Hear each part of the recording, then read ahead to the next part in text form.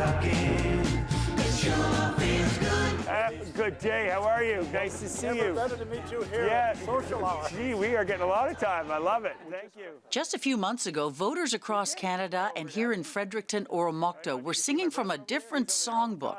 And according to the polls, not necessarily a Liberal one. Juno Award-winning musician David Myles was chosen by the party to run here 2 days after the campaign began. He's quickly learning to become a politician after more than 2 decades as a traveling singer-songwriter. I would say it's still a tight race, for sure, no doubt, no doubt. I mean, I think we're talking about people, it's really about the leaders at this point. In many ways. It's also about me. It's also about my relationship, and I'm trying to build those relationships and understand. Many of them know me, but I want them to understand that I'm a serious person.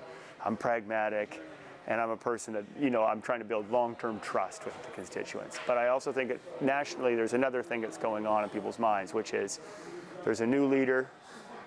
Is he the leader to deal with Trump and the tariffs and the things that are freaking us out? Trump and tariffs have re-energized Liberal chances in many ridings across the country, including this one. Fredericton Oromocto is known for tight races between Liberals and Conservatives. In 2019, however, Green candidate Jenica Atwin may have even surprised herself by winning this seat. It was among the tightest three-way races in the country. Atwin crossed the floor less than 2 years later and ran as a Liberal in 2021. But she's not running this time round. And the Conservatives are hoping to pick up this riding with who they consider a star candidate in Atlantic Canada. A great Canadian veteran, Brian Macdonald.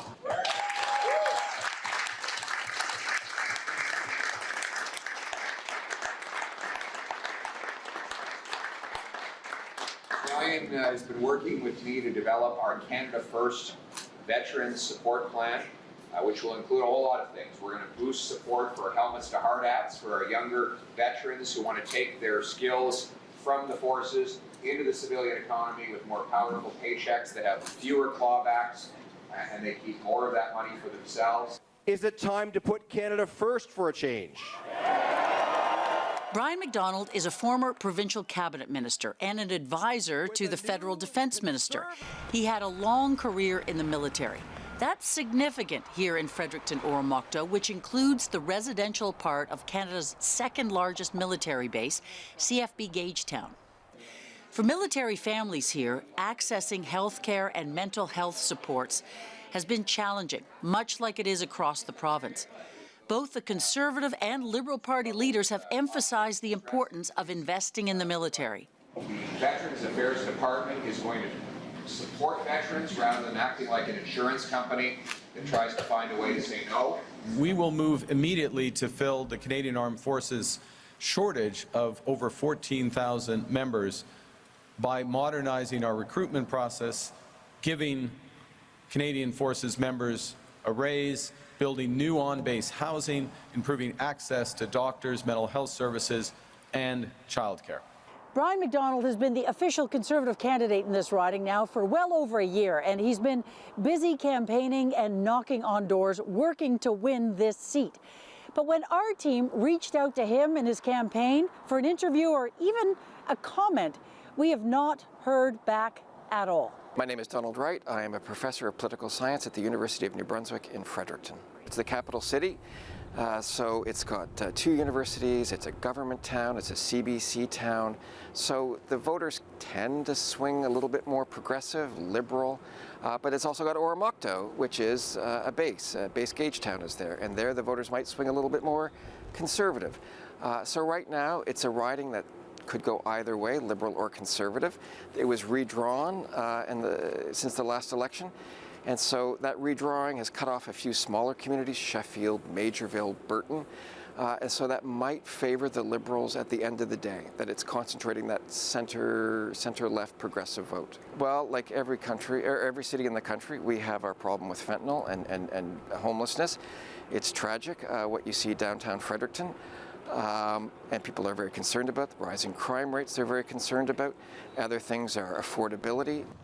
Wright says while the ballot question may be tariffs and trade, there are still the local issues, affordability, the price of housing, and the persistent problem of homelessness that people are concerned about. Vacancy rates in Fredericton have fallen to 1.5%, the lowest ever. The average rent in New Brunswick has increased 30% in 4 years.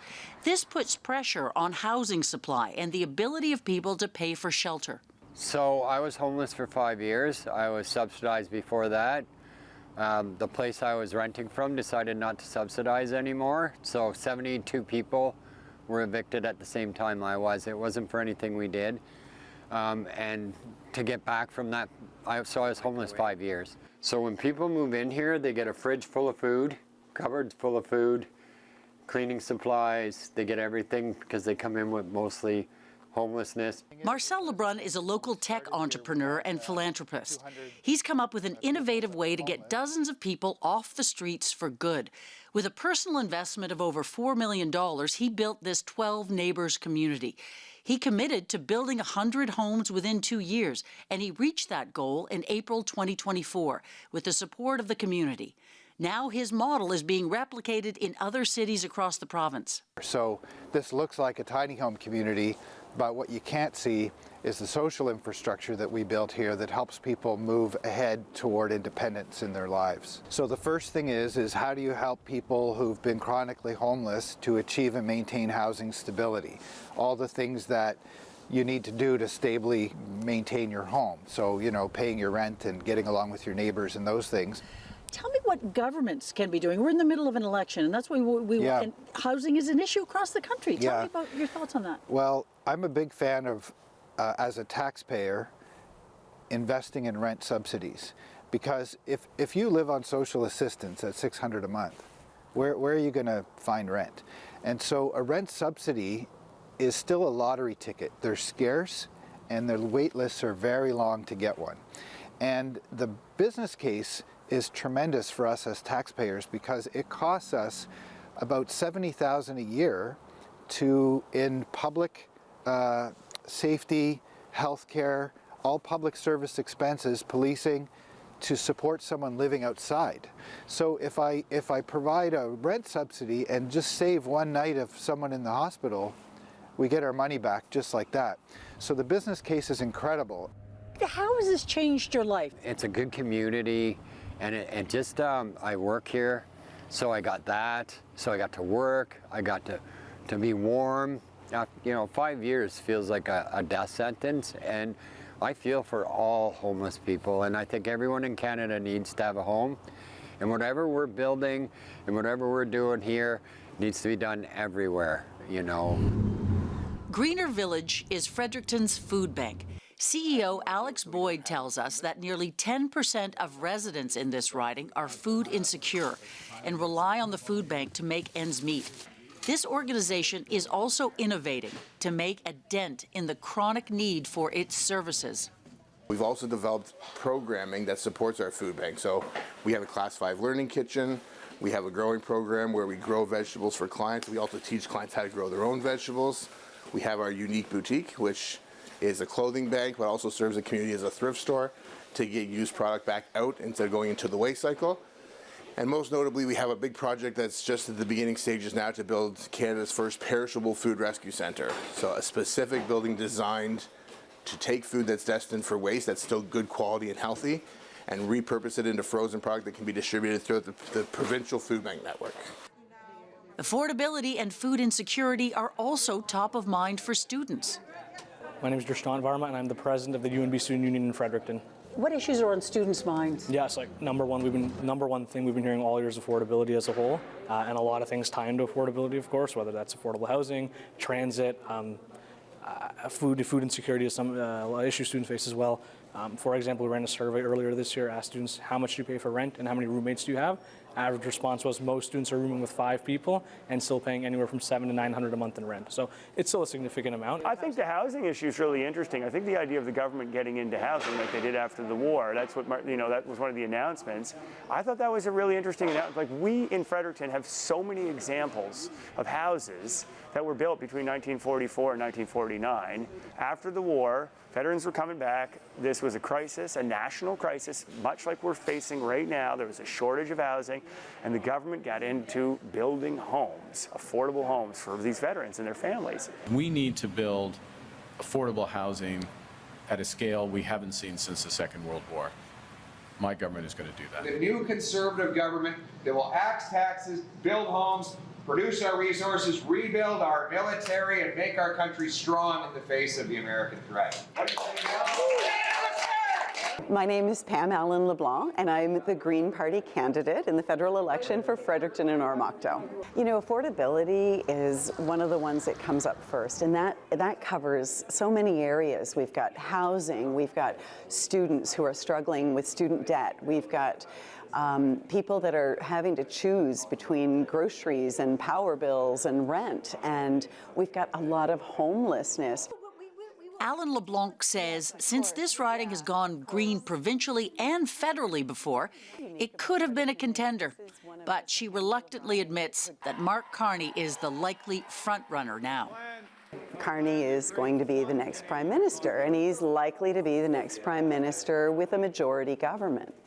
And with that in mind, Carney is going to be the best person to deal with Trump, and we have no problem working with him.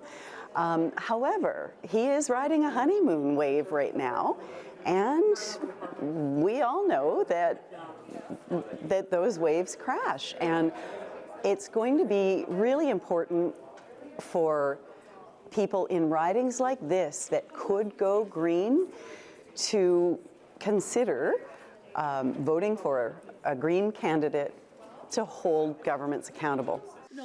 The NDP and candidate Nicki Lyons-MacFarlane says they have a record of holding a Liberal minority government accountable and hope to do so again, focusing on conversations around social issues they say are missing in this election. The NDP especially, are looking at things like EI reform, making sure the folks who are laid off can access EI right away. They can access EI at the same rates of pay that they have been. For housing, you know, ensuring that there's national rent caps, ensuring that corporations can't buy up apartments and rent evict people. We've seen that happen here in Fredericton many times since the pandemic. We've seen that across the province, across the country, that the corporations are coming and buying up these houses. Groceries are astronomical right now. You know, pharmacare is also a big issue, where folks can't afford the medication. Before Trump and tariffs, this was pretty much a conservative riding because, again, Brian Macdonald had been knocking on doors, had been working this riding for a long time. He was well known, had connections to the base. But as you say, Trump has upset the apple cart, and it's anyone's riding. And now, look, a local notable, David Myles, has stepped up and has said he wants to run. He's got name recognition. He's got deep roots in the community. He grew up here. His kids go to school here. He's close to the Premier. Will that make a difference? Again, it's anyone's guess. And if Trump is the ballot question, I would say that David Myles will take it. But I would never put money on that. As Wright says, the political dynamics here have possibly given the Liberals a chance again, when just a few months ago, the polls heavily favored the Conservative candidate, Brian Macdonald. Now, to the riding of St. John Kennebecasis, where Liberal incumbent Wayne Long had packed it in. He wasn't going to run again. But with Mark Carney as Liberal leader, Wayne Long is back for a fourth time.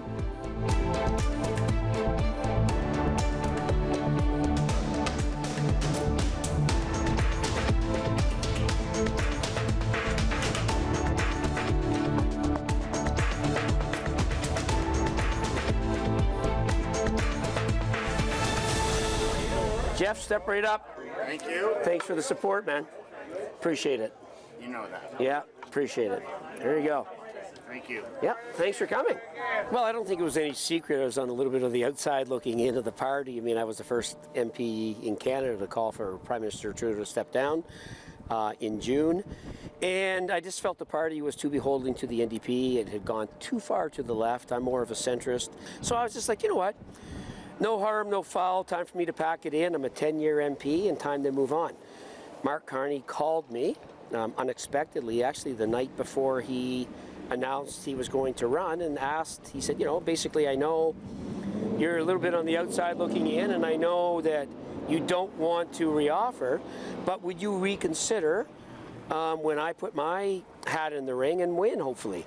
J.P. Lewis, professor in the Department of History and Politics at University of New Brunswick, St. John. How would you describe this race that has shaped up here? Well, like other ridings across the country, you know, this was a riding that definitely looked like a conservative pickup a few months ago. The Liberal incumbent, Wayne Long, who was a critic, a public critic of the Prime Minister, had said he wasn't going to run again. And that made a lot of sense. This had been conservative in the Harper years. And then obviously everything happened. You know, Trudeau leaves, Trump does what he does, and it's suddenly a very, very competitive race. Melissa Young was handpicked by the party to run in this riding, which disallowed a contested nomination race. Members of the riding association were not happy about that, and some of them actually resigned. Lisa Keenan was one of those people who wanted to run for the nomination here. And while Melissa Young would not speak to us for this piece, Lisa Keenan would. Well, I think the hardest part for me was convincing new people, as other candidates do, to join the party and to take out a membership and to come and vote at a nomination, and then to go back to those people and say, well, you don't have a voice here at this nomination. That's a difficult task, there's no question about that. So it sounds like you'll still vote for Melissa, even though you've never... Well, I've said this before, I'll leave that between the ballot box and myself. So it's something that I'll make the determination of. I usually don't come out and say I'm going to vote for somebody, so. Regardless of where Lisa Keenan plants her vote, our pundit says the lack of cohesion within the Conservative Party locally as a result of that uncontested nomination could impact candidate Melissa Young's chances of picking up a seat for the Conservatives in Atlantic Canada. You know, this most recent, trouble that the party has had in the riding of appointing Melissa Young, like that's dealing with a lot of long-time local Conservatives. So there are you losing, volunteers, motivation, enthusiasm on the ground, and that can have a real trickle-down effect that is difficult to measure. It's really, you almost need to be in the Tory camp to understand, what kind of impact it might be having on just the ground game. While it's hard to know what the impact of that internal Conservative Party squabble will have on the end result, it is clear that Trump tariffs are having an impact. This is the home of Irving Oil, Canada's largest oil refinery, and of J.D. Irving, which operates the pulp and paper mill in St. John. The Trump tariffs have changed everything in this election, and it is most evident here. The Canadian Chamber of Commerce called St. John the country's most tariff-exposed city. This is because of its heavy reliance on the export of oil, lumber products, and seafood to the U.S. New Brunswick exports $16.9 billion annually, and 92% of those exports head south of the border. And according to Mayor Donna Reardon, tariffs and trade are top of mind wherever you go in St. John. It's all that people are talking about here, and I think more than tariffs, it's the trickle down to how does it impact me at my kitchen table? Like, what is that actual impact? And so that's what everyone's kind of talking about. Young people are saying, we don't know where this is going, but it looks like we're not going to be able to buy a home if that's what we wanted to do. The mood in the city, I think we've all got a little bit of anxiety to sort of see what's actually going to be happening here. We need to rethink how we do it. We need to build that energy corridor. We got to get that pipeline, obviously, from west to east, and break down inter-provincial trade barriers, and really roll up our sleeves and say, you know what, we need to get our house in order so we can move forward and have a strong country. Long is talking about renewed interest in the Energy East pipeline, a project that would have carried Western crude to the port of St. John. It was first proposed in 2013, but then it was canceled in 2017. The choice, this is after the lost Liberal decade. They killed the Energy East pipeline. You imagine where we would be today. There I looked out today and saw the incredible refinery, the Irving refinery. They would today be processing 1 million barrels of oil every day from Western Canada. And let's just say that the price of oil on a given day is 70 American dollars, close to 100 Canadian dollars. That means $100 million of Canadian oil would today be running through the St. John Irving refinery had the Liberals not killed that pipeline. But Liberal leader Mark Carney is now vowing to reopen the discussion on energy security. We are going to build Canada as an energy superpower. An energy superpower in oil, in gas, to displace the imports Eastern Canada takes from, you guessed it, America. Officials at the Port of St. John have said they are deeply concerned about the implementation and impact of tariffs. But CEO Craig Bell Estabrooks told us the port is ready should Energy East happen. We were a major proponent of that. If that project were to be dusted off and a new look, we definitely have capacity to handle those large crude vessels. I mean, Irving Oil just has a great reputation since the 1960s of handling the largest ships in the world. The liquid bulk vessels are typically the largest. Estabrooks says the port already serves diverse markets for the goods shipped from here. And so far, in spite of tariff chaos, things are stable for the port. But he is finding exporters are increasingly asking questions about markets other than the United States. We're not forecasting any big swings up or down right now because the 5 weekly services that call on the Port of St. John, our markets are Latin America, the Caribbean, and Europe. So we don't have any direct container services to the United States today. So we're actually seeing a lot of Canadian exporters start to make inquiries about our European connection specifically because Canada has a very competitive trade deal with the European Union. As with other ridings, says J.P. Lewis, many other issues would have taken center stage had trade not exploded onto the political scene. But, you know, St. John, outside of the tariffs, I think very similar issues top of mind: access to health care, cost of living, inflation. In the city, there's, you know, priority communities that with some of the most low-income folks in the country. So similar to other parts of the country issues, but I think maybe tariffs are top of mind because that issue has been told to St. Johners that you are in trouble. It's become national news. The Green Party is also running a candidate in this riding, which includes the largest oil refinery in Canada, and at a time when more than 80% of Canadians support more refineries and LNG terminals.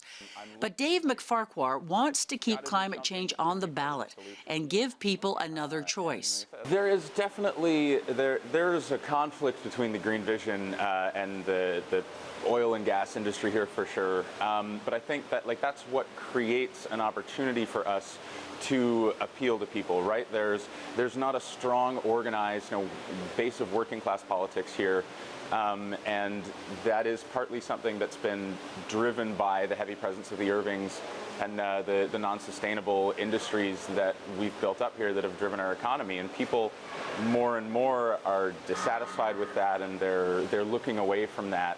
And the Green Party, we have an opportunity here to present, a different vision of how can we develop the city, how can we improve our housing stock, how can we improve our public transportation, make it less car dependent. The NDP's Armand Cormier says poll numbers aren't the only measure of political success. Well, I mean, it's not over yet. We still have lots of time. Of course, typically St. John and the New Brunswick area don't have the best numbers, but as long as we continue to bring our effort and make sure that we share our values, eventually we'll go through. It's a long game here in New Brunswick. While polls are one thing, this riding has shown before that it's willing to go against the tide when choosing an MP. J.P. Lewis points to 1993, when one of Canada's last standing progressive Conservatives held her seat in St. John, despite the Chrétien Liberal wave. I mean, this is an unusual election. We have no idea. I mean, It's an unusual election where we really don't know what each day is going to bring. The polls are very, very volatile. We still see enthusiasm for Poilievre. So, I mean, when we think about 2025 being, possibly a formative event in terms of Canadian elections, when we look back, 1993 was another one. In that election, St. John was one of the 2 seats that held Progressive Conservative. Elsie Wayne, former mayor of St. John, won. So I'm not saying that bodes well or for the Conservatives or the Liberals. It's just St. John can stand out in terms of its electoral results. For CPAC, I'm Lucy Van Oldenbarneveld in St. John.